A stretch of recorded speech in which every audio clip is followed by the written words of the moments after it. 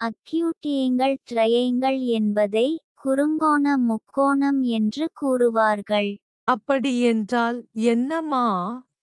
முக்கோணத்தின் உட்கோணங்கள் 90 பாகைக்கு குறைவாக இருந்தால் அதை குறுங்கோண முக்கோணம் என்று கூறுவார்கள்.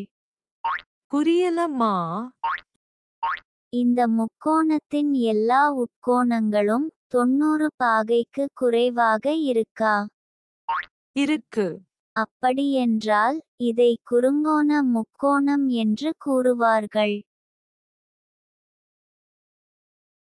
கோணங்களை பற்றி ஆழமாக அறிந்து கொள்ள இந்த சேனலில் ஏற்றப்பட்ட 5 காணொளிகளை வரிசையாக பார்க்கவும்.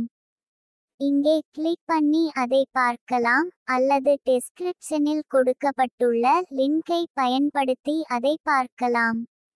காணொளிகளை தொடர்ந்து பார்ப்பதற்கு சப்ஸ்கிரைப் பட்டனை அழுத்தவும், பிறகு பெல் பட்டனை அழுத்தவும்.